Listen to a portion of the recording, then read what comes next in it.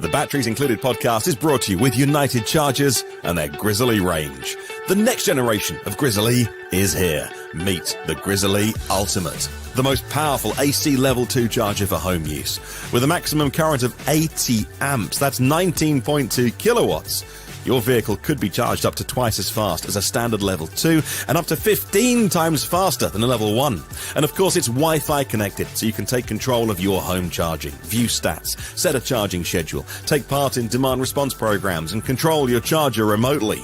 And that joins the lineup alongside the original Grizzly Classic. The Grizzly Duo, designed to charge two vehicles at the same time.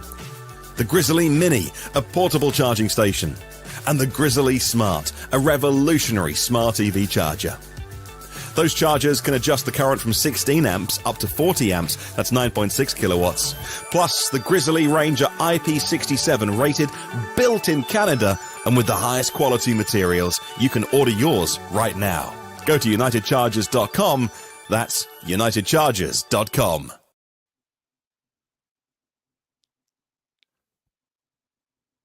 Hello and welcome to the Batteries Included podcast. It's Friday, February 21st, 2025, and this is episode number 76. On today's show, we'll be talking about Rivian posting its first gross profit, Kia's EV4 revealed in 2 configurations, and Jordan from Outer Spec drives the new Hyundai Ioniq 5 XRT. And of course, much, much more in the next 90 minutes. I'm your host, Martin Lee, from the EV News Daily podcast. Joining us today is the international man of mystery, Mr. Tom Malogany, senior editor at Inside EVs and host of the YouTube channel State of Charge. We also have Dominic Yoni, longtime EV journalist and host of the YouTube channel Drive Electric with Dominic.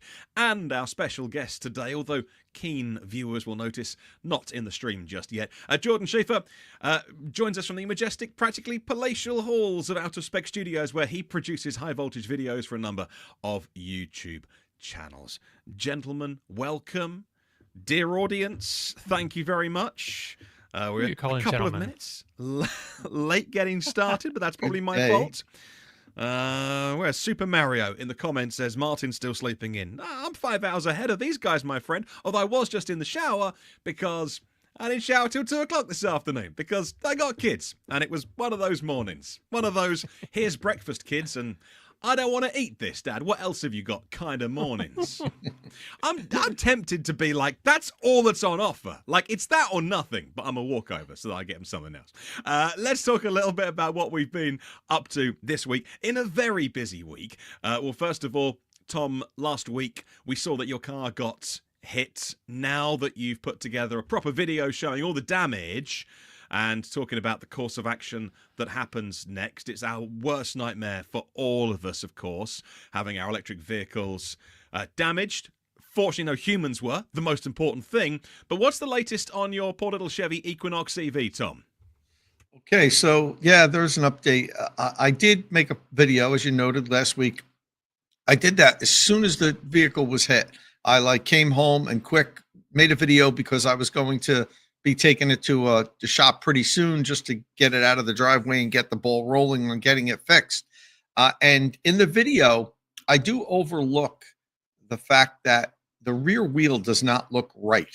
That if you're watching on YouTube now in that video, that left rear wheel does look like it's pushed forward a little bit. So after I made the video quickly, push it out and everything. I started looking at it more, even climbed under a little bit in the garage, and I could see, yeah, the damage is worse than what I thought. That wheel is definitely messed up. So I took it to the body shop, and they came out just to look at it briefly, and did a pretty good inspection. A first off inspection was like, yeah, like this is not a quick, easy, rear quarter panel, fix the bumper, put in some parking sensors. This is pretty extensive. The whole left wheel assembly and suspension has to be replaced. And so you could see there in the video, it is pushed forward. If you were to go back and stop for a second, see how that front wheel is clearly not in the center of the wheel well.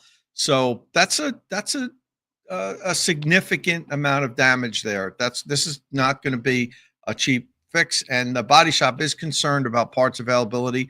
They talk about And whenever a car's a new car, it's not that it's an EV, it's, been in production less than a year. So whenever cars are new, they always seem to have problems. So they started ahead looking into some of the parts they need. And they were able to secure, I know, the rear quarter panel and some other superficial pieces, but we're not sure about the suspension pieces they need yet. So this could be out of commission for a significant amount of time. I'll keep you updated. Did you have it tow a trailer home, or did you think it was okay to drive on your initial inspection and you sort of drove the short journey home with it like that? Yeah, so the place where it got hit was like 2 miles from my house. Yeah. So and they're all slow back roads, and I just drove nice and easy and slow, and really didn't notice much of a difference because the roads were icy. Right. And yes, the car didn't feel 100% stable, but that's front wheel drive car, and it wasn't. But when I drove it to the body shop, I had already now realized that there's something wrong with the wheel. The body shop was like 11 miles from my house, or no, a little bit more, right. 15 or 16. As I drove it, I was like, oh yeah, the back's dancing, like, right. I got one wheel that wants to go one way and another wheel that wants to go another way. So yeah, but that's where we're at right now. Yeah, absolutely. Scott, Simon says you now have rear wheel steering. Looking on the bright side of life there, Simon. I like it. That's what it felt like. Yeah. So, yeah. So it's unfortunate, and I have since it's the other person's fault 100%, their insurance already offered me a rental car. Nice. Which I don't even know if I'm going to take them up on it, because we've got the Lightning and the Rivian here, and it's just me and Meredith. We don't need a third car, so I probably will pass on the rental, but I'm still swimming around taking one just to see what they give me and maybe play around with it for a few days. Yeah. How does insurance maybe work? they give you an electric. Yeah, it should be electric. Yeah, there's no EVs available locally here. How does it work in the US? Do you have it all? Do the body shop invoice the insurance company, or do the insurance company get a quote and write you personally a check and you have to settle it? How does it work with claims? Yeah, the insurance company will pay the auto body shop directly. If there's any deductible or whatever, then then the owner gets involved. And since, like I said, this was not my fault at all, their insurance company is not the same as mine. They're paying the whole. They're picking up the whole thing. So same as here. Yeah, so that's where we're at now. Weeks at a minimum, I won't have the car. So yeah. Jordan, talking of scurrying home in the snow, Jordan from Outer Spec has joined us. Thank you very much. You didn't need to hurry on our behalf, but I'm glad you're back safely. Welcome to the podcast today, Jordan. Thank you. Good to see you, gentlemen. Where's the fun in no hurrying? And everyone wants to know how the Model 3 rear-wheel drive does in the snow, so I have to, find out. So how did it do in the snow? Oh, it's great. Traction control is great. I do have the sexy buttons enabled, so I should be able to enable drift mode, but it hasn't been working today, so I'm trying to figure out why that is, but still drifting a bit. It's not a performance, though, right? No, but with sexy buttons, you can kind of, for lack of a better term, hack your any other Tesla. You can disable the front motor, disable the rear motor. You could do front wheel drive drifts if you have an all-wheel drive. All sorts of fun things. So you can basically turn off traction control in my rear wheel drive. Yeah. So it's kind of cool. Silly. But with the Nokian snow tires, it's a controllable, fun little machine. Of course, no one's on the roads because everyone's terrified of the snow. So I felt pretty safe doing that. Brilliant. All right, well, we'll come to what you've been up to. Can't wait to hear, actually, your insights. But first of all, Tom, speaking of the Equinox, you did previously do some DC charge testing with it on DC chargers with different power ratings. So 150 kilowatts Electrify America versus Tesla superchargers, and even some big boy EV Go ones as well. Videos up on State of Charge for everyone to watch. Remind us again what the max charging power is on the Equinox, Tom, and whether you saw much of a difference on those various chargers. Yeah, so I did a 0 to 100 and a 20 to 80% charge recording for the Equinox way back when I first got it. And of course, you can't please everybody. Everyone's like, Tom, please 10 to 80. Don't worry about the 20 to 80 or the 0 to 100. Nobody charges like that. So, which I understand, 10 to 80 is kind of like the standard. And I was going to do that anyway. But I figured I'll do a little twist on it, and I'll charge it from 10 to 80 on a variety of different chargers, and then compare them. So I did one on a 250 kilowatt V3 Tesla supercharger with the adapter, one on a 350 kilowatt EVgo station, and another one on a 150 kilowatt Electrify America DC fast charger. So I fully expected the Tesla charger and the EVgo charger to be like identical because they can both deliver the maximum power that the Equinox can accept, which is 500 amps for a very short period of time in the beginning of the charging curve, about 7.5 minutes. It'll take in 500 amps before it starts lowering. But the 150 kilowatt Electrify America DC fast charger, that's going to be limited to somewhere around 350 amps. So, and the interesting thing is I've noticed some of them I've gotten even less. Some of them I've gotten just a little more than 300 amps. It's weird what they do. I guess they derate some of them. But in any event, that was the one that I was really curious about to see how it was going to perform. I know a lot of people will look at it and say, well, the Equinox's maximum DC fast charging rate is 150 kilowatts. So there's no reason for me to go to a DC fast charger that's higher powered than 150 kilowatts. But unfortunately, that's not how this all works. It's, it's amps times volts. The Equinox has an extraordinarily low voltage battery pack. So it requires more amps to get to its maximum charging rate, and it requires 500 amps. And the 150 kilowatt DC fast chargers just can't deliver 500 amps. So you're going to charge slower on those, but how much slower? That's the question. And when, I don't know if you remember when the Equinox first came out, there were a lot of people reporting, oh my God, this thing's going to be terrible at 150 kilowatt DC fast chargers. I think Alex on Autos did a video, who I love. Alex Dykes, great guy, but he was kind of beating the drum that, you definitely don't want to go to 150 kilowatt DC fast charger. You're not going to get a lot of power.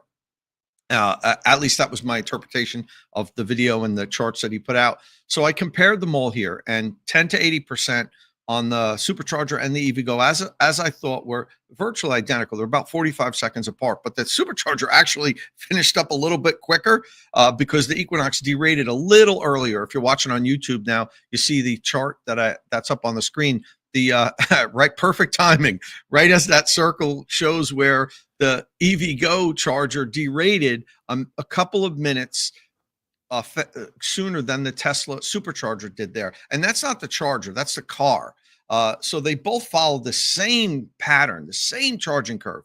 But I guess it was a little bit, the EVgo station had the Equinox just a little bit hotter, and it was charging. You see that blue line is a little bit higher than the supercharger line for the whole time that they were side by side. So it was pulling 4 or 5 more kilowatt than the supercharger was delivering. So that little difference there pretty much made the Equinox derate a little bit sooner. And so it finished, they both finished up, let's say 40 minutes. One was like 39.5 minutes. One was like 40.25 seconds or something like that. And the Equinox chugging along on the 150 kilowatt DC fast charger at around 93 kilowatts. You see the black line, right? It's almost like a perfectly straight line. It's like, I think 16 or 17% behind the other two chargers at like 50% state of charge. But then it catches up because you can see after the vehicle charges at a high rate for a while, it's going to derate. It dropped way down to like 60 something kilowatts, right? But the 150 kilowatt station's chugging along at 90, 93, 94. So what you're going to get here, and I think in the video, if we hold on, you're going to see it highlight next. There's the second half of the charging curve. The 150 kilowatt station's actually beating the EVgo and the Tesla supercharger. So it catches up. And it finishes 10 to 80, only about 4.5 minutes longer. So it's interesting, how this works. If you're going to plug in for, 10 or 15, if you're going to plug in for under 10 minutes, the EVgo station is going to give you a couple percentage higher. If you're going to plug in for like 15, 20 minutes, Tesla and supercharger are definitely the way to go. The 150 kilowatt station is going to be like, 30 or 40 miles behind you of range added. But if you're going to stay the whole time, it nearly doesn't matter. So that's what we got out of this. Interesting. Yeah, that's great, man. Yeah, that's the part now. Here is where I show you where was where the 150 kilowatt station is outperforming the other two. That right there. Right. Yeah. And it's like half the charging session, just about. Yeah. Yeah. Yeah. Before 50%. Yeah. So but it's only 30%, Dom, but it's a longer time period because it's charging slower at that time. So it is about half the period. And here's where I bring up how the lead is at at a certain period of time. It's what is it at this point now? 14% higher at 50%. But then when it finishes up, it's not much. It's only a couple percent. Yeah. But this is a deep dive. There's a okay. lot of charts and graphs in this video. If you guys like data, there's like a ton of charts and graphs comparing them. And then I do miles added per minute on all three, broken up into 10-minute blocks. And then how long it takes to add 50 miles, 100 miles, 150 miles, 200 miles, all that, how many minutes you have to wait on each one. There's a good graphic about that. If you screen forward just a little bit, you'll see there's like 3 blue blocks on the, keep going a little bit further. You'll see like 3 blue blocks right now. Oh, no, next. No, yeah, there you go. So this really tells you on each one of the 3 chargers, how long you have to wait to add 50 miles, 100 miles, 150 miles, and 200 miles, whether you're going to use the EPA range rating as your metric or my 70-mile-an-hour highway range test as your metric. This is great, Tom. There's a lot of data. But something like this, you could print up. And I know a lot of my followers do. They tell me they take screenshots and throw it in the glove box, so they don't have to think about it when they pull up somewhere. They pull it out. They're like, okay, I'm going to need to be here about 18 minutes. Nice. So it's useful. Yeah. And why not let somebody else do the thinking for you? We like that.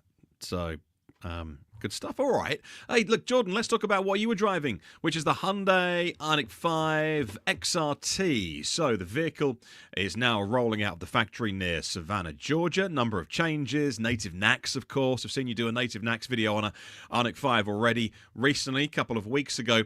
But this new trim level is geared for maybe light off-roading, perhaps persuading a few Subaru buyers over to a Hyundai Ioniq 5. What were your expectations? And, did it live up to them or disappoint you when you got to drive this car?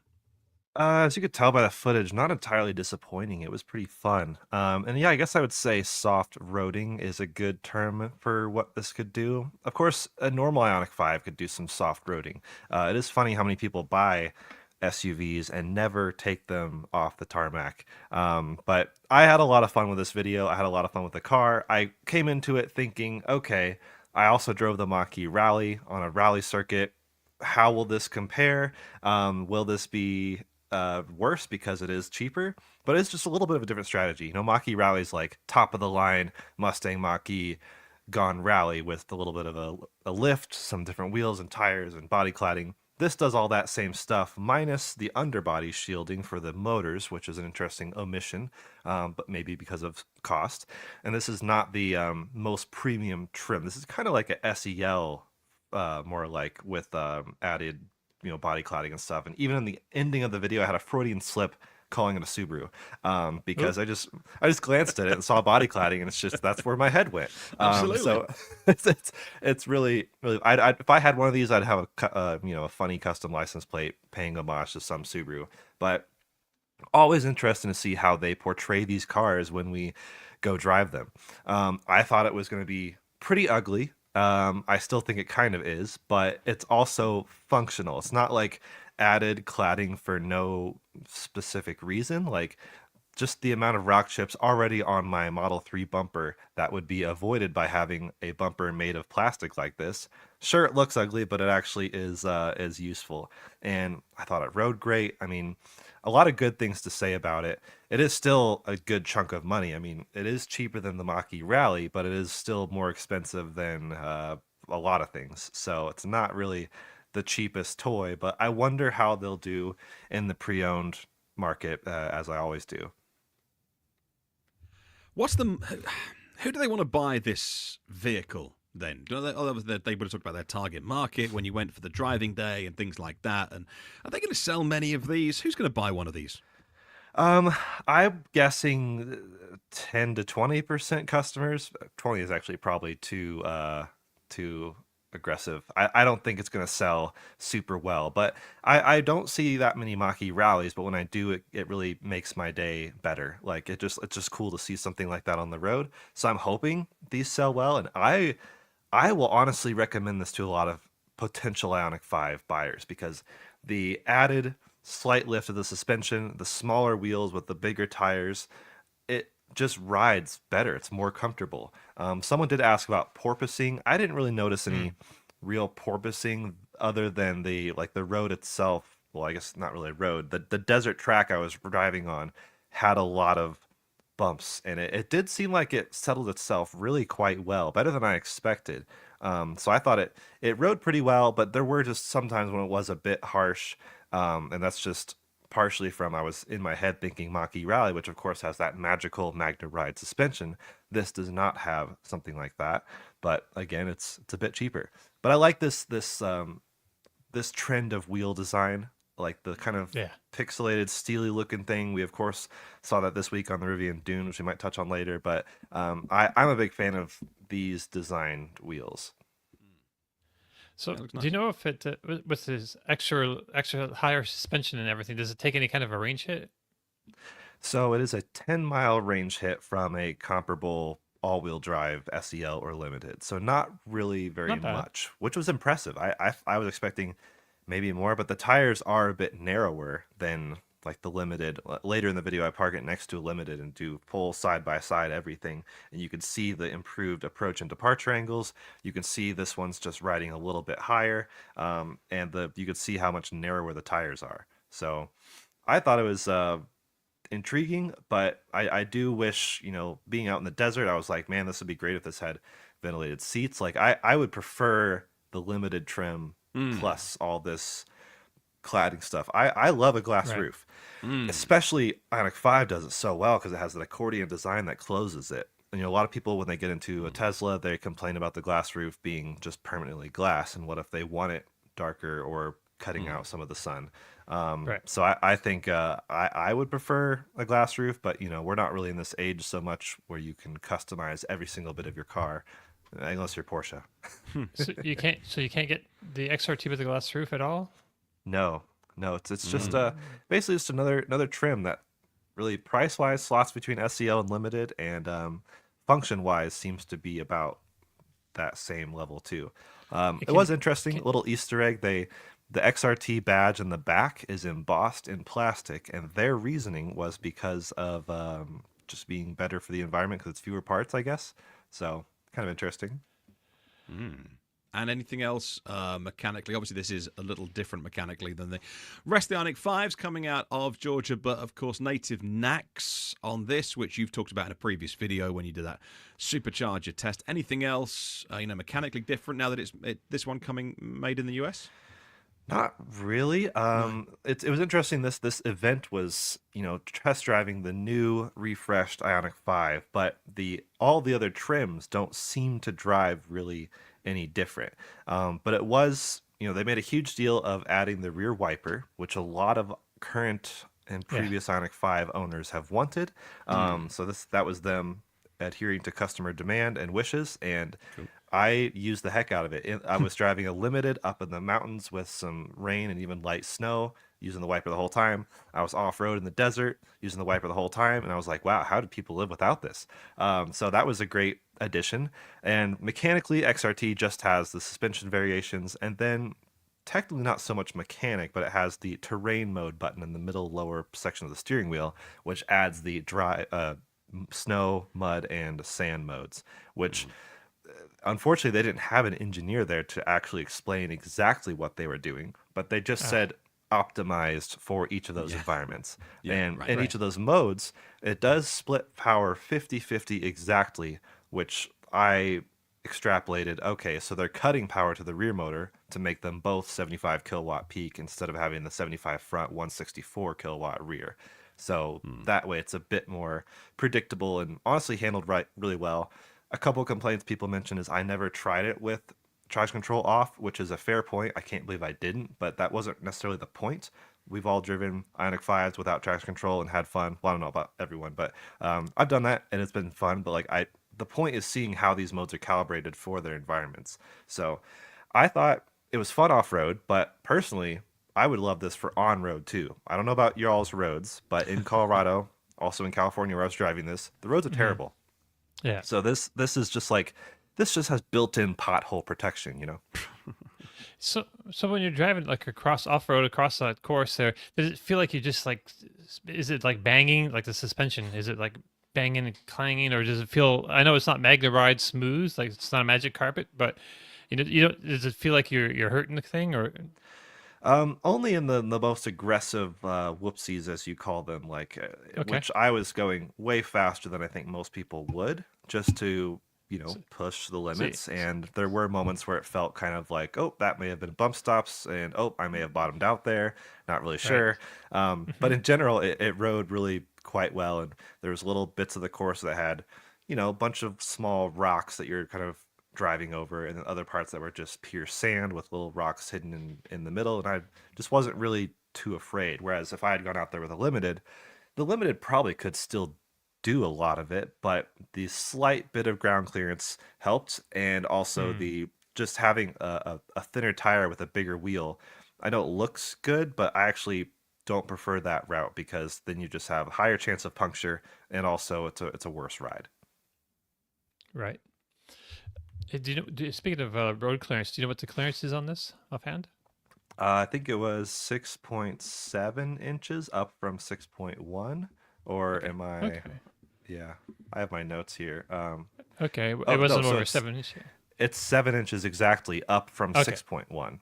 So Okay. it is a substantial, nearly 1 inch lift, but it's still over an inch less ground clearance than Subaru Solterra for those who are comparing. But it's also more ground clearance than Mach-E. Notably, the Mach-E Rally didn't really add much ground clearance, but it's possible because maybe they lifted it, but then added the underbody shielding to protect the motors, which means that could offset some of that, but it would still improve the breakover angle. It just, the technical ground clearance number wouldn't really change much in that regard. Right on. Cool. Looks good. Talking of refreshed models, by the way, you got to drive the refreshed Tesla Model Y. A drive. Now, Kyle put his great walk-around video about the new Model Y up online a few weeks ago, but these are the first driving impressions video, and it's really important because there's a lot that's changed. There's a new suspension setup on this, so we're looking forward to hearing your thoughts on that. But also, this is more than, whereas the original Model Y was perhaps a slightly raised Model 3, this is a bit more of an engineering overhaul. So it's not just the suspension we want to hear about, but now you got to drive it. But hey, only 15 minutes? What's that all about? Yeah, that was a bit frustrating, and part of that was just Tesla's system and how they have it set up. We tried to schedule the first one of the day just in case we could get there early and get in early. That wasn't the case. They wouldn't open the door until right when they opened. And then they said, okay, do you have your Tesla app? And I was like, yes. And they're like, is the car in there? And I was like, no. And what happened was Kyle signed me up for this test drive because he got the email invite, and he didn't use the same email that I use for my Tesla account, which means I wasn't able to use the phone as a key experience, which is a whole new thing with these new Model Y test drives. That's a big deal. I think that's almost, I don't know if it's as big of a deal as the new Model Y, but that was surprising. A nice surprise that I didn't get to endure and enjoy, but my colleague Colton over at Aspect Detailing did. He also test drove it yesterday and had the perfect phone as a key experience. But for me, that ate up a few minutes of the drive, which I didn't know they were eating up minutes of my drive. Like, they were trying to get this set up and get me a key, and then walking 5 minutes through this mall to get to the parking garage. And then they gives me the car, and he's like, okay, so now you have 20 minutes, or actually 19 minutes. And that includes getting the car back and walking back to Tesla, which is just like, Jeez. okay, I guess we'll just fly through this. So I didn't do any sort of walk around. I mean, there wasn't really much of a need to, because of Kyle's very thorough 1 hour walk around. So I just kind of jumped in, set my settings up, and went straight into drive. And within 4 seconds, I hit the button on the steering wheel for a turn signal and realized, oh yeah, this has a stalk. So that was a really quick first impression. Is people who have the new Model 3 and new Model Y as a two-car solution will be very confused going back and forth, assuming they're doing the driving and not letting FSD do everything, because the steering wheel experience as far as buttons go is just all completely different, which is very interesting. And that is like a brief glimpse into how different those cars do kind of appear, first of all visually, but also feel like they do actually feel like two different models. Whereas Martin, you're right, the outgoing Model Y really did just feel and look like the outgoing Model 3, just swollen from top to bottom. So what kind of we can see you're pulling away now for audience that are watching the podcast. What kind of experience did you have in order to test that new suspension? Because it for some people, it was so crashy and so hard, it would have been a deal breaker. For those that wanted to waft around, this wasn't the car for them. But what have they done engineering-wise to sort out that ride? It's just re-engineered some of the, I guess, kinetics telemetry of the suspension to make it, I think, just handle everything better. Like the old one did feel like it was Model 3-ish suspension with a slightly bigger, taller, heavier car. Not drastically heavier or bigger, but it's just that much difference maybe made more effect than they expected. That's my theory anyways. So having a more ground up approach to the suspension on this, I'm sure they took notes from Model 3 refresh, the Highland, because I think that was such a huge deal with how much better the new Model 3 rode than the old one. And that's partially why I got one, because it was just night and day. Felt like a different car completely. Didn't feel like the mid-cycle refresh for the Ioniq 5. Technically, they changed the front and rear fascia a little bit and changed some other things that people wanted, but didn't change the ride at all. Granted, the ride wasn't bad, but I think some people had complaints in the Model 3 and Model Y first gen as far as ride quality. It was still an engaging ride, but I wouldn't necessarily say comfortable. And some of the issues with the outgoing Model Y included a bit less control in the rear suspension going over certain bumps and a boomy effect if you went over certain bumps, or even just had certain frequencies in the audio system. Like it just felt like it wasn't totally engineered for NVH. It was engineered for pretty good efficiency, pretty good driving dynamics. Like they did make it drive a bit like a sporty car, but it didn't like waft down the road nicely. This one really felt like it took a step above, and I guess the equivalent I gave in the video is this just felt a bit more like German engineered in a way. Like if you get in an X3 or I don't know, a SQ5, and it's just like, wow, this feels like it rides pretty nice. This just felt like it had that amount of pedigree. And I was pretty floored. Between the ride comfort and also the added sound isolation from the acoustic glass, all the glass I think is acoustically laminated now, and whatever improvements they did with the rear end, it is of course a rear hatch redesign. Maybe that affected some of the acoustics in the cabin. Whatever they've done worked kind of a lot of the same magic that was done with the first Model 3 update. So I was pretty floored. This is a hard video to make because 15 minutes, I usually like to spend some time in the car, assess my thoughts, then film a video. I'm not as good as off the cuff as Kyle is. I'm hoping to work on that, but it was just like hard to talk about because I was like, wait, this is just great. I can't just say this is great and move on because that's not very interesting or engaging. So it's like trying to analyze what was actually happening in the moment. And it went from like, I was fine with the old Model Y. It was okay, like fairly easy to recommend if people wanted, the charging infrastructure and everything before Tesla opened up to the other automakers. But now it feels like, oh, instead of talking people into it because of the infrastructure and the software and the app experience, but the car itself was just a microwave on wheels, this actually felt more like a good car. Did they talk about the stalks? Because I think it's an uncomfortable truth that probably more buyers want them than don't. Did the press release or the words a few weeks ago were, well, this is a family car and having the stalk is there, is better. Was that addressed again in the materials you were given? Did they talk about it, even allude to it? Was it just not mentioned? Because companies don't like to admit they've made a mistake, but this was probably a step too far. And you absolutely retrain your brain. And if you're into driving an EV, and you want the new Tesla Model 3, it's absolutely worth retraining your brain because it's just a small part of the experience. But for people like my wife who use cars as transport, if I were to say, well, the stalks are gone, so now she'd be like, no, we're not buying that car because it's a different use case for her. It's what she use a vehicle for. Did they talk about that? And did you even bring it up with them? Is it a sensitive subject? Because they've clearly walked back on this. And there was news this week I saw it on the website, Not a Tesla App, which is really good with this kind of stuff, quoting a senior source saying that they're going to put the stalk back in the Model 3 as well. So I don't want to blow it up into too big a deal, but in a kind of way, it is a bigger deal in that, have they listened to customer feedback? I think they have, because that does seem to be the general reaction. I'm probably in the hot take camp where I actually prefer the buttons on the steering wheel now that I've driven thousands of miles in each Tesla variant, the old 3 and the old Y plus the new 3. Now I've touched the new Y. I prefer the steering wheel effect, but I do understand the claims, especially from my European colleagues where there's a lot more roundabouts, that it is easier for the stock to be in a static place. Whereas for me, a lot of times my hands are right on the wheel, so it's just an easy button press rather than fishing for the stock wherever it is. Granted, this stock seems to be in a great location. I've had complaints with, I guess, Lucid specifically recently, where the stock is just too far away and has too much of a throw and doesn't feel that nice. This one didn't feel that nice. It feels cheap. That's been a comment from a few people who have driven it. I think it's fine. It's light. It's easily flickable.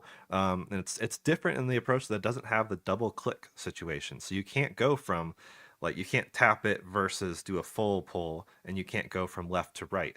If you tap the stock once, that turns the turn signal on. If you tap it again, either direction, that'll turn the turn signal off. Of course, it auto cancels with lane changes and everything like it has for a while now. But my hot take was that I prefer the steering wheel. I think they added the back on the wrong stock. I really wish I had a stock for selecting drive and reverse and park. I hate the screen controls. I know you can get used to it. Of course, I'm used to it, but it's still annoying to me every time. And of course, Tesla has auto shift from reverse to drive and all that stuff. That works half the time. And I always give it the benefit of the doubt. I'm like, okay, I'm setting you up for perfect, clear, obvious choice here, and it just chooses the wrong thing, or it just doesn't choose anything at all. So it's like it really doesn't always know what I want. And I think but I don't know. I think I'm in the minority camp. Most people prefer the stock, and I totally understand that, and I think you could also get used to it, but it is annoying and a bummer for the people who have 2-car households like Model 3 and Model Y, or Colton, my colleague, said like people have a Cybertruck and the Model Y, which is a common combo. Totally different experience. I will say Cybertruck has better buttons than the Model 3 because they're clickable. The Model 3 still has the haptic buttons, better than the S and X, but not as good as the Cybertruck. And that's one of the biggest problems that I have with the buttons, Jordan, is I'm always driving multiple vehicles. And when I borrow or get a loan on a Tesla, Cybertruck or something with the buttons for a while, I get used to it. Totally get that. I still don't prefer it, but I'm kind of ambivalent. Like okay, it's there, and I can use it, but it's fine if I just drive that vehicle for like a week. Yeah. But that never happens with me. I'm always mixing things up, and there's a lot of people with 2 vehicle households, and you even mentioned 2 Tesla vehicle households, one with stalk, one without. And it does annoy me when I'm driving, and like a blinker should be something that you don't have to even think about. It's just like muscle memory, And I've found that, and maybe I'm just old, that it forced me to think when I was going vehicle to vehicle, and that I guess detracted from the driving experience when I had to now change my habit or rethink how I drive the car every time I get in when I'm going back and forth. Maybe if I owned one for many months, my brain would understand, like, okay, you're in the car with the stalk now, and you're in the car with the buttons now, and it would just wire it that way, and I wouldn't have to think about it. But I've never gotten to the point, and I've been driving these, vehicles for a long time now, back and forth, where I felt comfortable switching vehicles. And there's so many different things that you have to consider with a vehicle, and so many aspects of that improve or detract from your driving experience. That seemed like it was like an unforced error. Like there wasn't a problem with stalks. And now, yes, the buttons work, but it's creating a problem that we didn't have before. That's my take on it. It's either like, okay, all the automakers signed a pact, we're going to go to buttons, and all the vehicles will be buttons. I think that wouldn't be a problem, but like that's not going to happen.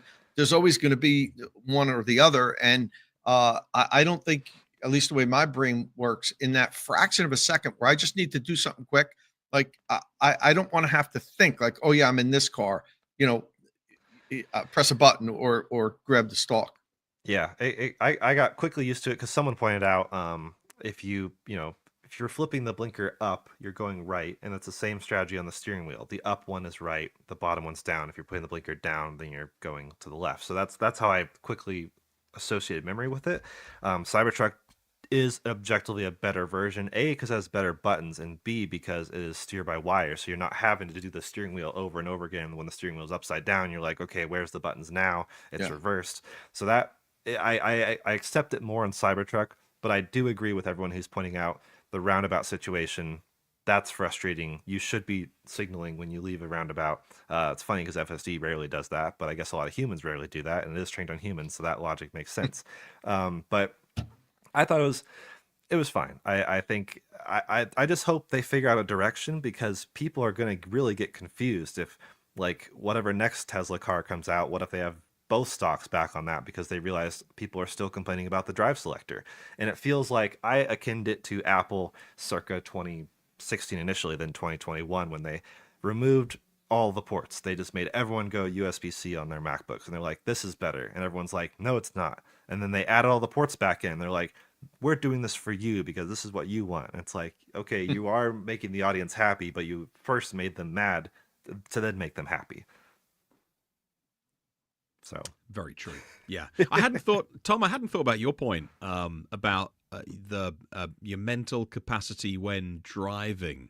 I hadn't fully considered that as well, in terms of getting used to new things. Reminds me of when I don't know, if you watch Formula One and you hear the drivers talking, it's like they're just, in a bar having a chat with a mate, and they're doing 200 miles an hour. Or I mean, if you've ever been driven by a racing driver, they're doing speeds and they have talent that would.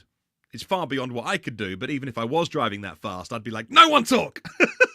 And like, if you get driven around a track by a racing driver, which I've been lucky enough to experience, like, they're normally just chatting away. They'll be like, yeah, well, blah, blah, blah, blah. They're sort of doing all the things because that's just what they're trained to do. Their brain works at a different speed. But you don't want, when you get on a public highway with an average driver like me, you don't want to have to be thinking about anything. And that includes indicating and where you're going and stuff like that. So I hadn't considered that. What do you call it? Cognitive load side of it. Hey, there you go. Yeah. Whereas it was just a reflex with the stalks. We've all driven a long time. You don't think like really like, I'm going to put my stalk on now. It just kind of happens because you know you're going that way and your hand just goes there. So that's what a remedial task like that, like putting the blinker on, you don't want it to have to occupy much brain power because you've got other things that you're doing. And I just found it like that. On many occasions, my hand went in the wrong direction. It went here when I had the buttons, and it went up to the steering wheel when that vehicle had the stalk. When I'm going back and forth, and maybe if I owned the Tesla with the buttons, I would have gotten used to it. But I've had loans like for a week or two, and after driving it for 2 weeks, you would think you're kind of settled in. But man, I'd get my other vehicles, and I would still be trying to. My thumb would be going for the blinker on the steering wheel. So. Yeah. I just seemed, like I said, like an unforced error, but I know it's a cost saving thing. I don't think it's made to make the vehicle more futuristic. It's purely a cost saving thing for Tesla, or a production production thing or a process thing, but it's one thing too many. Talking of the new 3, Jordan, how long have you had yours now? About 3.5 months at this point. So what do you make of it then? What do you reckon? Yeah, nearly 6,000 miles. Really, really, really like it. And some things I didn't maybe expect. When I was initially looking at the 3, I almost looked at the LFP battery when that was the original standard range rear-wheel drive, which was intriguing. But then they came out with the long-range rear-wheel drive. That's when we featured it in the i90 Surge, and that's when we jumped on getting one of these, this one specifically. And I thought it was just such a good car. Like the Model 3 was already a car I enjoyed, but I definitely had my complaints about it, especially with just the fit and finish and feel of everything and ride quality and comfort. Like it felt sporty, but not necessarily comfortable in some cases. This felt like it took comfort to a whole new level. Very light, nimble, easy to drive. And something I don't think I fully recognized before was my colleague Andreas, who you've seen in this video. He has the all-wheel drive one, and we've even realized, like, oh, my steering is a bit lighter than his. Just not having the front motor somehow affects the steering kinetics, and it's just like my car just feels a little bit more nimble and flickable than his. And it's, just having the most range possible. I'm getting easily about 4.5 to 5 miles per kilowatt hour on most of my drives, which is really a crazy number. I mean, I've spent some time with Kyle's Rivian recently, and the lifetime average on that is like 1.3 miles per kilowatt hour. So the amount of energy you're actually using is crazy. I'm hoping to, I keep traveling and I'm so busy, but I'd like to spend a little bit of time at home and live with level 1 charging for a bit, because this car I think is so efficient that it could actually survive with people who don't have level 2 charging, who don't want to make trips to the DC fast charger.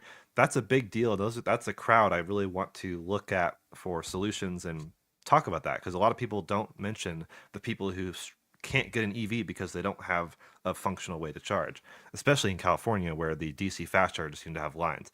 Not a big deal here because there's never a line when I go charge, but in California, that's where my mind's really gone. But this thing's been great. Took a road trip in it. I actually took it camping 2 nights ago, which will be an upcoming video. And that was a lot of fun, taking it in really pretty bitter cold weather and just seeing how much energy I burned. Of course, pack voltage and temperature throughout. Like the most nerdy camping session I've ever done, that's for sure. Yeah. What's right? Okay, so firstly, I thought the white balance was off on this the first shot. What's the color that you've wrapped it in? Yeah, that was a new development. This is a brand new color from the Avery Dennison wrap company, whatever they are, called Satin Jade. So it's similar to the existing pistachio color, but satin. So not glossy, not matte, somewhere kind of in between. And as soon as, we were looking at wrapping it with Test Bros, and right when I started talking about that, this color came out, and I was like, that's fantastic. The one. That's a gorgeous color. It's so striking without being striking, if that makes sense. So yeah. And it's new and no one has it, which is hard to do because it seems like everyone and their mother gets a Tesla and then wraps it. So it's hard to have something that does stand out a bit. And I had a lot of fun with, even while we were wrapping it, using a dual motor badge on the back and then just taking off 3 letters. So it says A motor, which just felt like a funny, correct label for my rear wheel drive. And my license plate, FSD-ish, is definitely speaking to the fact that FSD is not ready to replace a human driver. It's getting there, but it's just, I wanted to stand out a little bit from all the, there's definitely some Tesla superfans that are like, it's ready, we're done. And I'd say it's more impressive than I ever expected. I did not expect to want to use FSD all the time. I really do, but there are you can't take your attention off yet, because there are just silly things it'll do. Even today, driving in the snow, I spent part of it driving myself, having a blast, part of it letting FSD do its thing. Technically, it was doing pretty well, but like just cases where it's like, okay, the obvious safe choice right here is driving in someone else's tracks, and it just kept going into the steeper snow, which is technically more into the lane, but like you don't want to use lane logic necessarily when you're on a road that is weirdly snow covered in parts. It's just a whole weird thing. Right. Absolutely. And people have recognized your license plate, which is great. So Thank you for spotting that in the comments. And also, eagle-eyed viewers will have seen you doing the old reach around there and touching a button on the screen. And so, do you think the people are using the sort of enhanced sexy buttons, because they do a stalk as well, in lieu of not having a stalk on some of those? I mean, if Tesla put the stalk back on the 3, does it put those businesses out of business? Or do they do sort of the... I don't know a lot about the sort of sexy buttons, add-ons and stuff like that. Do they do enough to justify, if Tesla do go back to native stalks, they've got other stuff that you would still have that sort of sexy buttons technology for? And what do you use it for? I have them routed to various things like opening the glove box, turning on climate control, enabling dog mode. I have one to turn on drift mode, one to disable regen completely, I do have one button just triggering drive and reverse, so I'm using that in lieu of a stalk, I suppose. And then one to disable the mirror tilting down, because sometimes I'm reversing and don't want the mirrors to tilt down, and instead of going into the settings, just tap the button. So it is a very convenient and I think fun way to fiddle with your car that's otherwise critiqued as the too far simplified vehicle. So I thought it was pretty fun. Plus the commander itself that the buttons interface through the car with has a bunch of other controls. So now I have the ambient lighting. If I turn my turn signal on, someone's in my blind spot, my door ambient lighting of that direction turns red and flashes if someone's in the blind spot. I have it set to where if the FSD is, if I'm looking down at the screen or something and it starts flashing blue to pay attention, the whole LED strip does that. Just a few interesting pieces. Oh, and I have manual battery preconditioning now by using sexy buttons, which is fun. So especially if I'm going to charge at a CCS charger and the Tesla doesn't recognize that yet. That's cool, man. It's nice. And there's a knob that I don't have that I kind of want to get to try out. And the stalks is a brand new addition, so haven't really seen them rolled out yet, but it's funny now that they're rolling out right as the Model Y hits the shelves, for lack of a better term. So I'm hoping to try out the stocks, because my understanding is they may do things beyond just what the normal stocks would do. It is a customization level beyond what Tesla would allow you. Yeah, it looks good. So Enhance are a new sponsor on the Norwegian YouTuber Tesla Björn or Björn Newland. And so all I've seen of these buttons, I'm not a Tesla driver myself or haven't tried them, but he's been in Thailand back with family for the last couple of months or so over the new year. And like he was getting hire cars or hire Teslas and, like pulling plastic bits of bodywork off and panels inside the door and attaching the how it works, the different plugs that have to be plugged in when you plug it into the car's wiring loom. And I'm like, dude, that's a hire car, but he takes it, retrofits it all at the end and stuff, or takes it all out. It's very easy to add and remove. We did it with the Model 3 that we did in the i90 Surge, because it's just, you just plug, it's just like splicing in between the CAN reading. So it's like not really, there's no wire cutting. It's just like trim tool, pop off plastic, insert this, put it back on. Couple of minutes, not bad. It looks good. And having them out of sight on the back of the screen, like where they are, you can feel your way around. They are buttons, they're not a haptic. Yeah, shock horror, buttons in a car. You can keep your eyes on the road.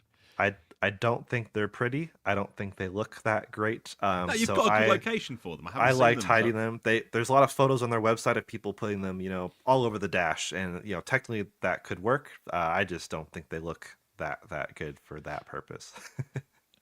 So this is kind of amazing because I don't mind not having buttons in my car, but this unlocks functions that my car doesn't have, right? So I could, basically I have a rear-wheel drive Model 3, and it'd be nice to turn off ESC sometimes, every once in a while, if I, my tires are ready to be replaced and I want to, smoke up the ones that are there. That could be, whatever. So what's the name of the company that makes these and how much do they cost? Enhance Auto. I'm not sure of the current pricing. I think it was maybe it might be $300 for the Commander plus the buttons, or $250 or something like that. Okay. Buttons themselves might be nothing too crazy. I think they're fantastic. Not always perfect. Like occasionally you'll hit a button and like, okay, that press didn't register. I guess I'll hit it again and then it works. So it's not quite the like insanely flawless integration, but in general seems to work really, really well. Hoping to catch Bjorn sometime if I can get over there and nerd out with him on how his setup is. But it is a fun way to add flexibility. A lot of people critique Tesla similar to how you critique an iPhone with like, okay, it doesn't give me as much flexibility as my Android. I'm not interested. This is a way to kind of like back in the day when we jailbroke an iPhone. This feels along those lines of thinking. Yeah. Oh, it's his new sponsor on the channel, so the last couple of months at least. So yeah, head over when you come over, and there may or may not be some big road trips coming up that would take you close to him. I'm sure he would do that for his sponsor to get a bit more attention and eyeballs on them. Yeah, they look cool. They look good. Just one last question, Jordan. Do you know if they are doing this for any other EVs? Because a lot of EVs come with like no buttons or a few buttons, and people are always complaining about that. To my knowledge, it's only Tesla, and they haven't even done Cybertruck yet. They're still cracking the code, or okay, I don't know what the right term is there, but still figuring out Cybertruck, which technically these buttons design language speaks most to Cybertruck. They're very angular and weird, jagged looking, so that they would look better, more normal maybe in a Cybertruck.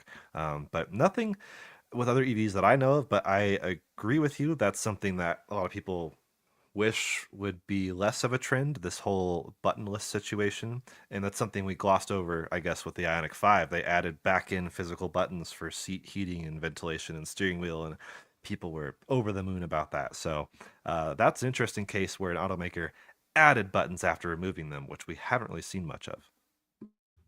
Cool. All right. Good. I don't know, Jordan, if we can keep you a little bit longer. Thank you for joining us at least for an hour. Stick around, talk Rivian in a minute. Tom, when you sent us a video on our group chat, picture rather on our group chat of something looking very burnt, I was very worried that it was. Hey guys, so I just. It was the State of Charge garage, but it wasn't. We just heard you. We muted the sound for a second. Posting on Blue Sky of you jumping on a plane to help one of your viewers because they had a bit of a smoky moment with their charger. What's gone wrong here, and what are you doing with your channel to help people who have issues? Okay, so you may have seen on 2 other occasions, I flew to somebody's house that had a charging situation that was a problem. Like they either had wires burned or their charger failed, the outlet failed. And I have a series, it's called Recharge Rescue, where I go and save people that have a charging nightmare, let's say. So this was a young lady that lives in Ohio, and she posted pictures in the Mach-E group. She has a Mach-E of her charger, which was a plug-in Grizzly unit, and the plug you really can't see from this picture, but the picture she posted just was from the outside of the outlet. Like she obviously didn't open it up.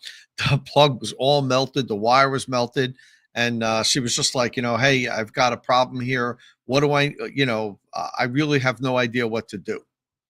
So I messaged her and I said, look, sorry to see your problem, but if you'd like, I will come to your house. I'll fix all your wiring, whatever is burned up. We'll pull the wire. We'll replace everything, and I'll bring you a brand new charger, all for free. You don't have to pay a penny. And she was like you're a scammer. What's going on here? Exactly. No, I don't want you in my house. Her initial reaction was like, this is not right. But I directed her to some of my videos and said, look, just take a look. This is what I kind of do. And I'll no strings attached. I'll fix whatever your problem is, even if I've got to pull wires all the way to the fuse panel and completely rewire everything. But I'll have a licensed electrician come and do it, and I'll give you a free charger to boot.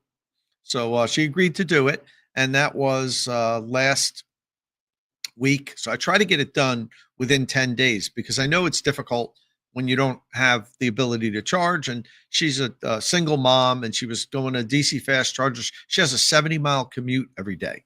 So she had to stop at DC fast chargers a lot. We're going through a cold streak now here in New Jersey, but up by Cleveland, Ohio. So it's down to 0 degrees Fahrenheit almost every night. Her Mach-E's battery's cold soaked. The car was only taking in 40 or 50 kilowatts. She's sitting at a DC fast charger for an hour just to get, enough juice to get home. It was a real mess.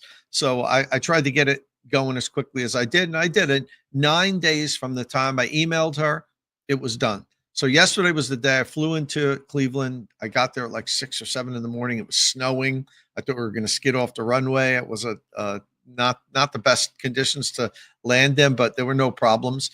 And fixed the unit. I'm going to have a video up on it next week. We replaced everything that was a problem. United Chargers donated a Grizzly Ultimate 48 amp charger. So we got to give our sponsor here a plug. They, Gleb, you guys have seen Gleb. We've had him on here a couple of times. He kind of has a standing order. He's told me, Tom, whenever you go to fix somebody's charger that has a problem, it's burned, their outlet's burned, the charger failed, whatever. You don't have to ask. Just shoot me an email, give me the address, and we'll send them one for free, which is a really nice thing to do, So, I mean, he gets some exposure like this. We're talking about him, but and my video is I'll talk about that too. But that's just the kind of guy that Gleb is. He's a good guy.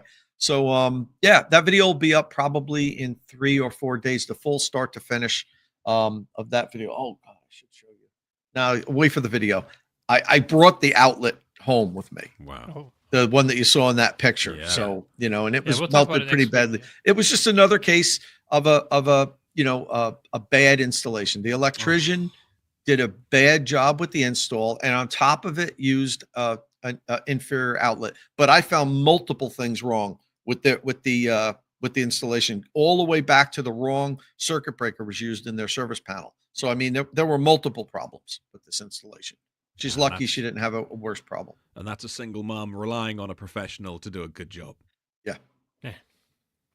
All right. Someone mentioned our mics are kind of unbalanced. So sorry about that. We've been trying behind the scenes to get them all kind of the same. Yeah, they should all. Every week maxed out. I almost think at this point, if you're a viewer here, you have to accept that our mics are going to be unbalanced. I'm sorry.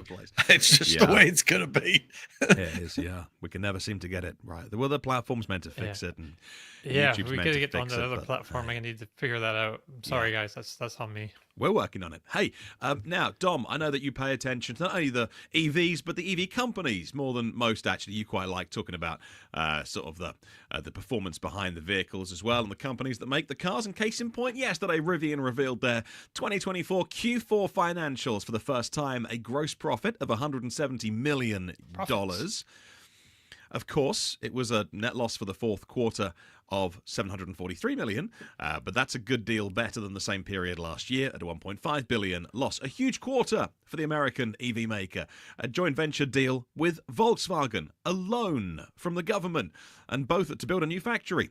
Of course, that'll be paid back, but between them is $10 billion in capital. Looking ahead, Rivian saying the mid-size SUV, the R2, is on track for 2026 production. It'll have to shut down production at its one operating factory for a month to prepare paint shop and things like that for R2.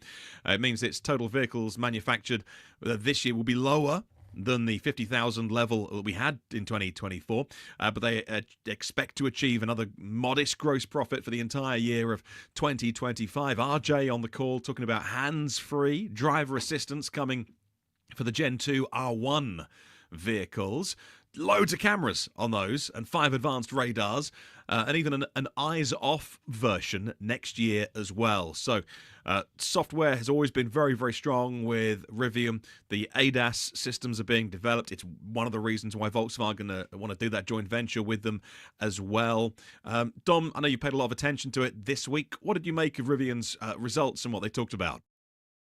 It was good to see. It was pretty much in line with what they've been saying. Like this whole year, they predicted for 2024 that they would put out like 50,000 cars, and they delivered a little bit less than. No, they delivered a bit more than that. They manufactured a bit less than that because they had some in inventory, carried over from the last period. But this is a great result. I mean, doing what you say you're going to do, I think is confidence boosting. I don't think it really affected the stock price too much. I think at the earnings, it was pretty much expected that they were going to do this, I guess. But they did beat the street, as they say. They had a slight better result than everyone on the outside was kind of expecting. But they did also put up warning signs about this year coming up. It's not going to be. They expect to have less production, but they do expect to be like profit or net or gross profitable for the whole year of 2025. But there's just because they have the R2 and the R2 still coming out in 2026, so that's really great. There's a lot riding on the R2, right? It's going to be a much higher volume vehicle, and that's should really help turn that hopefully the gross profit into like a net profit. After about a year of R2, be nice to see.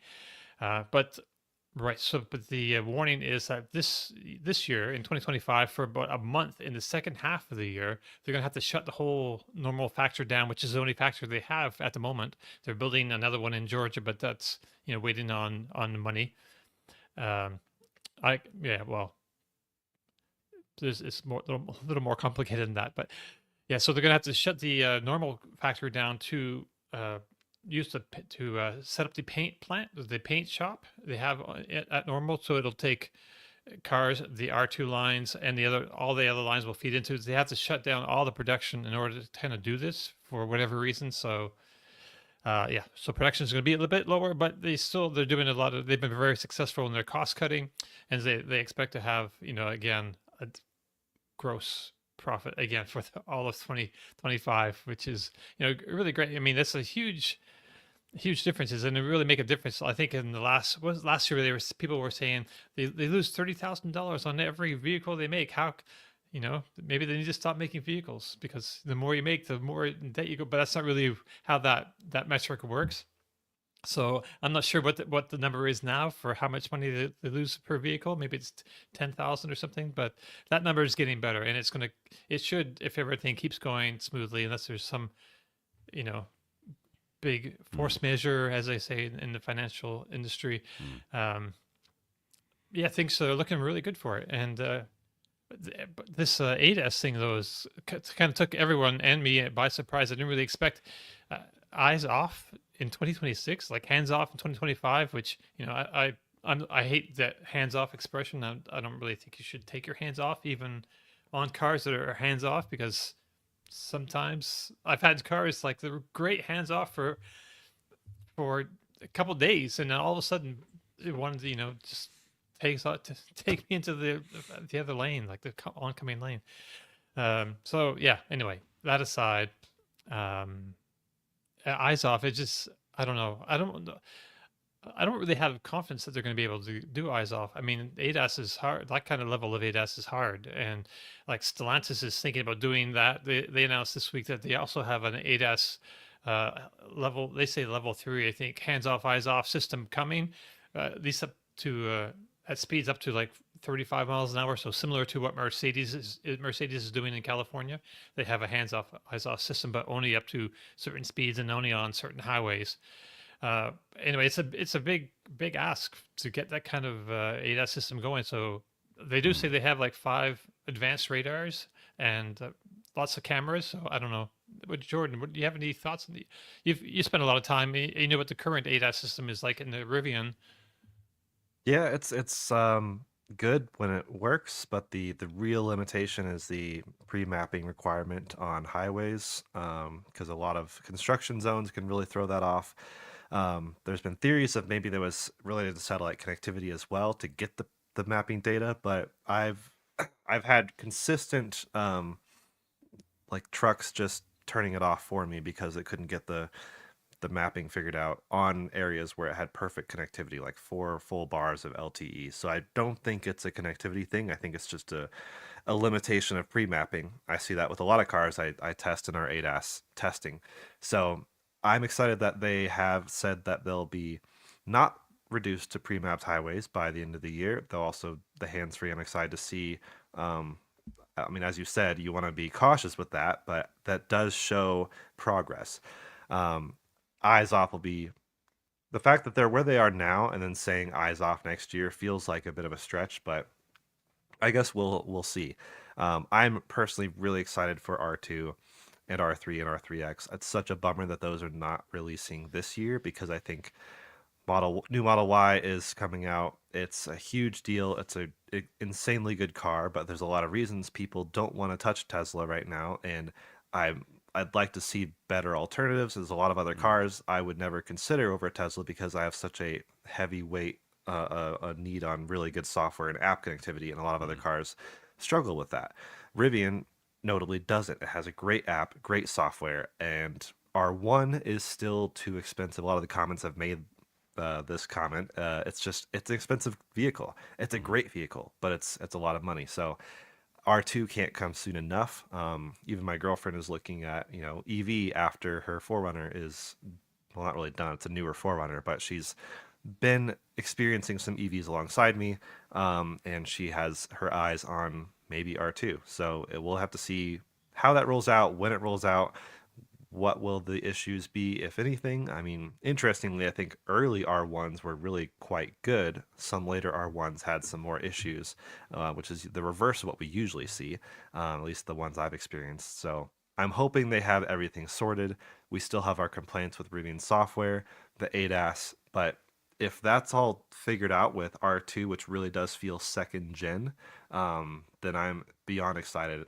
I mean, their brand is notably in good standing with a lot of people. They don't have anything really controversial floating around. Like it's intriguing for a lot of people, and we've had a lot of people in the comments recently. Just, I mean, it's hard because Tesla's in the news a lot lately, but we have a lot of comments on our videos saying, "Why won't you talk about something else?" And it's like, well, there's not a lot else in some regards because there's not, like, Model Y is a huge car and it's coming out right now.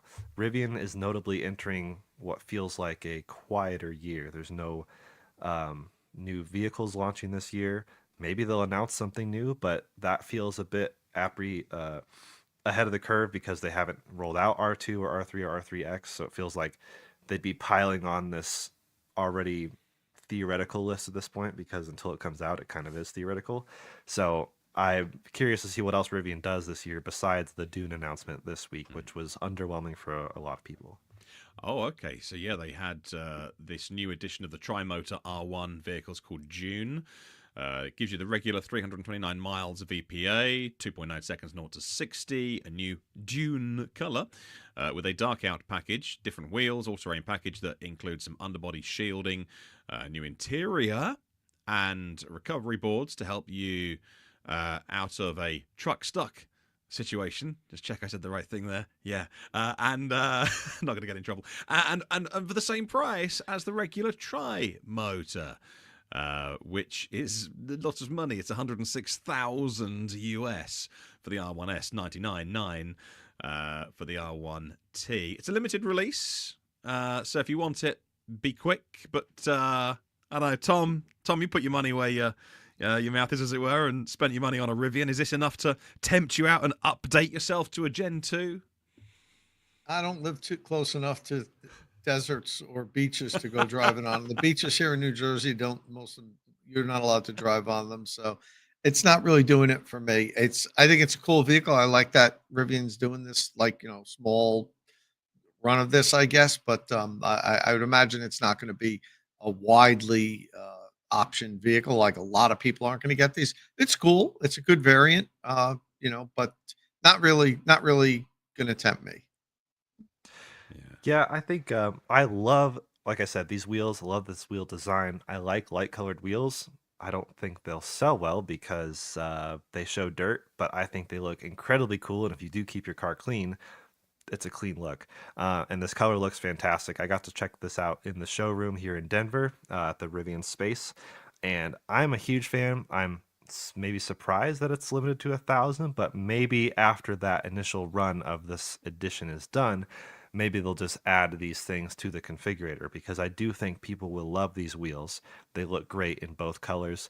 I think people like the paint color. I mean, it's like every time Rivian teases a new color, everyone is like, "Oh my gosh, I can't wait to see it and try it out." So I'm hoping people are intrigued by this, but it is interesting that the price is the same. People were expecting maybe a price premium for a special edition like this, but part of what didn't make quite the biggest part of the news. Of course, people are reporting on it, but the interior is the downgraded interior, well, for lack of a better term. It's not the usual Ascend interior associated with tri-motor. This is actually more of the adventure interior, usually a step below that, but that's more rugged and durable, and so that kind of makes sense to me. You can kind of pick your path. Also, a lack of the Chilowich floor mats are back, and actually no carpet in the bottom means you can it's just like a hard material, still perforated, so you're not like gonna risk being slippery and stuff. And I love that. I love if you are gonna have a Rivian and take it off road, take it on adventures, I love a floor that's not carpet, because it's just so easy to clean, nice and rugged feeling. Reminds me of the approach I think Ford was taking with the Bronco, of like every surface is meant to be wiped down and just wipe it down and get on your way. So I'm wondering how quickly they're going to sell out of the 1,000 units. It is 1,000 units divided across R1T and R1S, and divided across the two different wheel colors. So you could see people saying like, oh, I have, I don't know if they'll release the numbers, but someone could be like, I have one of 187 built in this configuration. Nice. Kind of like we see like Corvette owners do at car shows. So that looks good. We'll see. Rivian Tracker, our friend Jose, did note that the quad motor is also launching this year. That slipped my mind, although I don't know if... I'm worried that will not sell super well, because having driven it, I don't know why you would need it beyond the tri-motor, because the new tri-motor is like the previous quad motor with how insanely powerful it is. So I guess we'll see what they do. It's supposed to be even more insane, though, right? So it is, but granted, I drove it when it was months ago, when it was still in tuning, I guess. But it felt almost out of, not out of control, but it's just like, it's so much power that they're still figuring out how to put that power down. And I think it's just like, it's too much. There's no need for it. But it is silly cool. And if you want the party trick effect, kind of like the Lucid Air Sapphire or the Plaid, it's like, look how silly fast my truck is. Yay. But you need like stickier tires, which just feels like not trucky to me. True. Yeah. All right. Well, look, hey, before we go, I see Jim in the comments saying $100,000 vehicle. Talk about stuff that will cost less than 40. All right. Kia EV4 is next in the news then. Kia EV4 will have its official debut next week. It's the next Kia EV day. They're going to do it in Spain this time, about 18 months after the last one. So we'll talk more about it when we've got all the details. But what they did surprise us on Sunday night with was two different versions of the Kia EV4. So the press office sent out the pictures to the media. So we get the exterior design, nothing on the interior, but they're going to do a fastback version and a hatchback.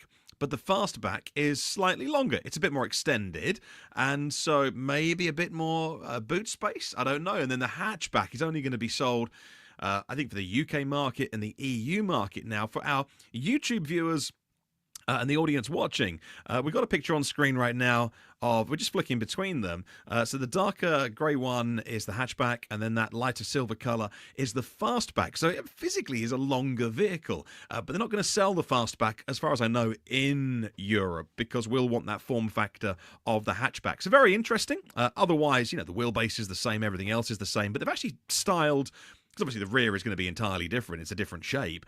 The light clusters and everything is very different. So Kia EV4, what do we know about it? Well, it's got the new Kia face. If you like Kia's styling, then it's all quite cohesive and kind of forming part of that different Kia family.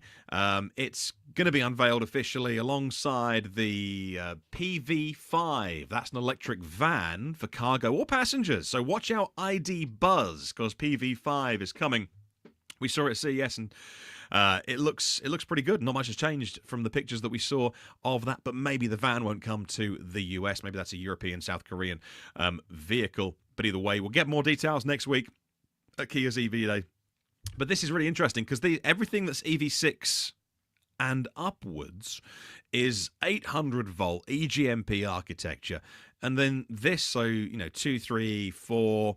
I need to check on 5, but is a 400-volt architecture with those cost savings passed on. So wherever Jim is in the comments, then this should be an affordable family vehicle from Kia, who aren't slowing down. In the last few months, maybe the last year or so, you could say that many car companies are rethinking their EV strategy. The numbers that they predicted post-pandemic are not coming to fruition.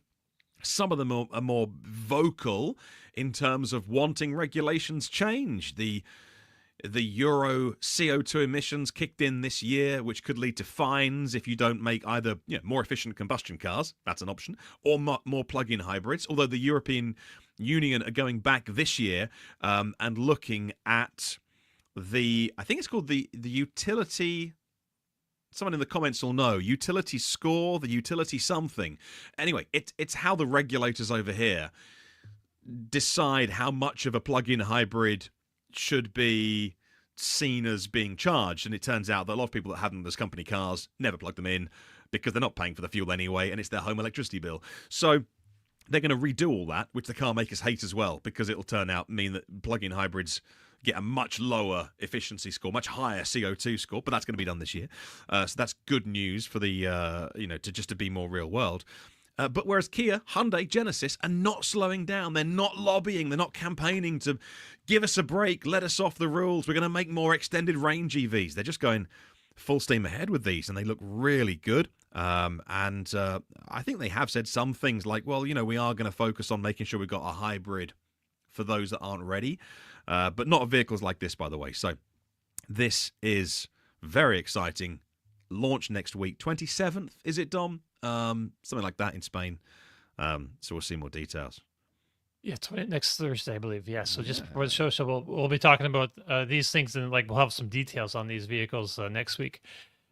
One thing we didn't mention, or I didn't put in the notes, is that they're also going to show the EV2 concept. And I thought I saw something about maybe you saw something about this EV5 concept. Possibly. I just saw it mentioned. I didn't see anything official about the EV5 thing. EV2, I think I'd heard something before. So yeah, I'm still not exactly sure what's going on, but yeah. Don't get me started on cheap cars. It's my current thing. So I'm really excited about this year. Not that I'm suggesting that all the car makers held back their smaller, cheaper cars in order to sell bigger volumes of EVs, except that's exactly what I'm suggesting. Their profit maximization strategies over the last few years has been big, expensive SUVs. But because of the UK rules, the mandate we've got here, which 28% this year of your fleet has to be zero emission. Not quite as simple as that, but it works out that way. And also CO2 in Europe, it means that the car makers are all going, we've got a 20 grand car that we can sell you if you want. And they're all really interesting, like Fiat Grande Pandas and Renault 5s and Dacia Springs and Leapmotor T03s and Citroën EC3s, and as Dom says, Kia EV2s. Anything in that 15 to 20 grand price is going to be really interesting.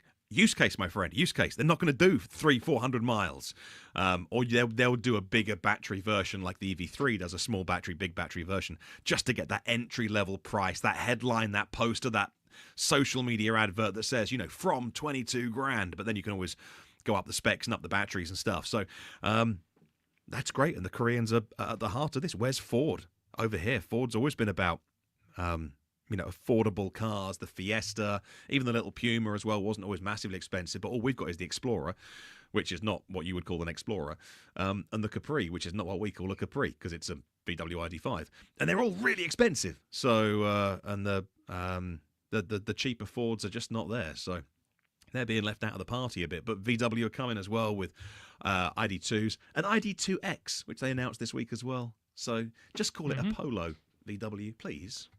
Get rid of the we don't ID know, numbers. We don't know from Polos over here in the States. Oh, okay. So give it a number in the US and call it the ID Up or the ID Polo or the ID Golf, because you've got good nameplates, VW.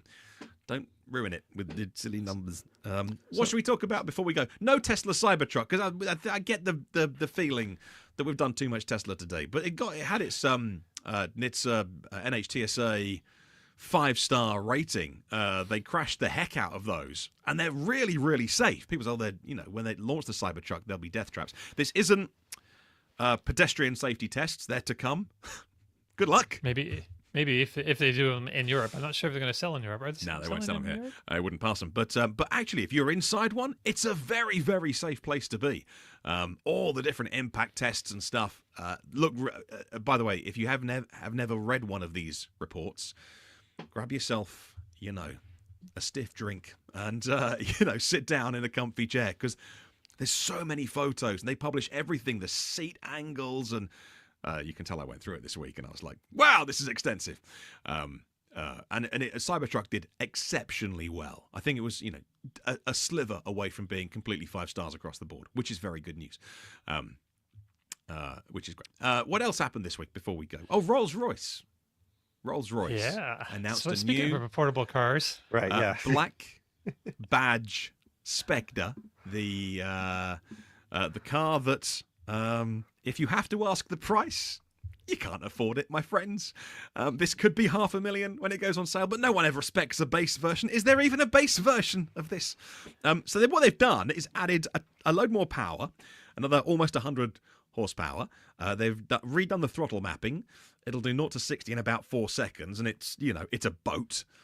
They've re-engineered it to minimize the squat and the dive under acceleration and braking. So it's a bit more hard. They've given it launch control. What? So, Jordan, we want to see out of spec. You've done a bunch of Rolls-Royce Spectre stuff, but let's get one of these and, I don't know, do a track day on it or something. My friend Forrest and I took a Rolls-Royce, I guess it was the Ghost Black Badge, and we took it through like 8 different drive-throughs, Chick-fil-A, McDonald's, Arby's, just, typical Rolls-Royce things. I can't wait to experience this black badge. But again, I don't really... It feels weird doing a normal video with it. You have to do something absolutely silly because the amount of people actually using these will be, maybe not even driving themselves. But it is funny to me that, like, they say it has infinity mode, which gives you a whopping 659 horsepower. So what does that mean when Sapphire has double the power? Is that like infinity times 2? Like, all these marketing terms are wild to me. Just what they can call these launch modes and everything. But Jose mentioned fast food ain't cheap anymore. You're right. Some places you do feel like you have to roll up with some class and maybe elevated clothing. Yeah, I know. When I come over to you guys and get like a burger and fries and it's $20, I'm like, what? Anyway, we don't pay that. I just want to say, so we every once in a while, we want to do it every week. If people write us letters, we recommend cars for different people, and sometimes we recommend used cars. So I was just thinking, maybe we should have this Rolls-Royce Spectre on our radar, for suggesting for people who want, luxury. It is the ultimate luxury EV. I feel like it is. But there's the current pricing on the used market. There's 45 of them. No. There's 45 used ones on cars.com. That's a lot. That's a lot more used Rolls-Royce Spectres than I would ever imagined. And they looks like, they start at 400,000 basically. Oh, you get this nice. Yeah, a lot of interesting color choices. Yeah. And everyone's unique. I was reading some Rolls-Royce stats recently, and I think the Spectre, the point that they were making with the Spectre, was for most of the people who buy one, it's not even their first Rolls-Royce. So they just want one because Rolls-Royce sell it, which is cool. Right. I think it'd be really funny to get one of these, after it's had 6 owners and maybe 50,000 miles, and then you rallyify it. Someone in the comments mentioned that, and I think that's a brilliant idea. Just lift it, throw in some big beefy tires, and talk about the most comfortable experience off-road you can imagine. I tell you what, in 15 years' time, because owning an old Bentley, an old Rolls-Royce, it's certainly not for the faint of heart. And in terms of when something goes wrong, because EVs are more reliable, as long as you were prepared for, if a big thing goes, it's going to be a hell of a bill. But otherwise, all the stuff that would go wrong on an old barge like this isn't going to go wrong in an EV world. But now I'm casting my mind forward to 2040 and things like that, and the world will be a different place. Before we go, could anybody see this one coming? Nikola, the company that was once worth $30 billion in the SPAC crazy frenzy SPAC reverse merger thing, worth more than Ford at one point. Tom, GM placed their future in their hands with the Badger and all sorts of things. And I remember at the time we were doing the podcast on Inside EVs at the time before we did this, and we were all saying, "Is anyone at GM done their due diligence? Because we can all see what's happening with Nikola."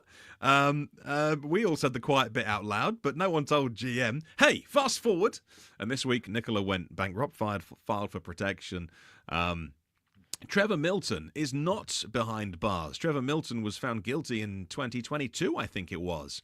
And I think if you have money, and he does, he's still appealing the decision. So if you get caught doing one crime, you'll go straight behind bars, I guess, if you're a certain type of person. If you get caught doing white-collar crime and get done for fraud and found guilty, 3 years later, you're still sitting at home being like, I don't agree with the result. And I guess that's the way the justice system works. But hey, anyway, Nikola. What was interesting, actually, Tom, I don't know if you noticed this, Tom. We'll leave on this story. Is when it was widely reported, I noticed all the headlines were like, troubled EV maker Nikola, EV truck maker Nikola goes bust. Like, in my head, they were all about the hydrogen. And they've done some sort of weird pivot in people's minds. Or is there just a general perception in the mainstream media that, they made EVs, let's kick EVs a bit more, which is the current done thing. Yeah. But it was interesting. It was EV maker Nikola. Nothing about hydrogen. That was all long forgotten about. Anyway, it didn't work out for them. Obviously, our thoughts are with the people who work there, the hardworking people that work there that will be looking for new employment. Yes. I was just wondering, do you guys remember that first vehicle they came up with, the Nikola? They had that like off-road dune buggy kind of situation going on. Do you remember? That was a while. That's before the Badger pickup truck. Before the Badger. And they announced like a jet ski or something. Like Trevor Milton I think there was a jet. Full on, like, they were channeling just throwing stuff at the wall forever. Like and then they, He's like his inner Elon was like, let's just say anything and people. Anyway, then they rolled the truck down a hill and said it was moving, and it all unraveled. Tom, we're not surprised, are we? Is anybody really surprised? And it's a shame because there's good people that work at the company, and whenever this happens, we can joke and laugh about it, but people get hurt, and there were people working there trying to make this work. But I can't think that it would be hard for me to understand why anybody would be surprised at this point. They did make vehicles, they did make vehicles. It wasn't as if they just never produced anything, but it's extraordinarily difficult to launch a car or truck company. It's just that the depth of your pockets is just, it's insane. I mean, we look at even Rivian, who's, they made, I don't know how many vehicles Rivian has sold to this point, but quite a bit. And they're really good vehicles, widely accepted as outstanding vehicles. And even they are like, people aren't 100% convinced that they're over the hump, and they're not, so I mean, it's really hard to start a car company. It takes extraordinarily deep pockets. And I think if you don't start producing, once they started making vehicles, if they didn't just ramp up and start, doubling production and everything, that's the sign that it's just not going to happen. When you start scuffling and you make a few here and you sell some and then nothing happens for a while. I mean, look at Aptera. They've been scuffling for how long? I would love if they can make it, but I don't know at this point. Aptera can vote or buy a cigarette. What can you do when you turn 18? Yeah, absolutely. So at this point, it's like it's such a shame because it's such a cool concept and so many people love it. But I just don't. I don't really see them taking it to the finish line, Aptera, at this point. Yeah. Nikola used to invite me all the time to come and see their, facility or whatever. And, I would answer with a bunch of questions about, well, what is it like? My whole thing is if there's something new and exciting that you're going to announce or show, then that's one thing. But just to get free press and get a video made out of it, it's not. I wasn't interested. I was waiting for like something big to report on, and now we got the biggest of reporting. They're done. So. They're done. Yeah. Yes. The goose is cooked. Absolutely. Well, hey, look, I'm hoping to drive Aptera in May. I'm looking to spend a few days in Southern California. There's a few things to check in on there. If anyone has ideas, let me know, because I'm looking at maybe up to 10 days down there. Looking at technically a range extended electric fire truck in the San Diego fleet.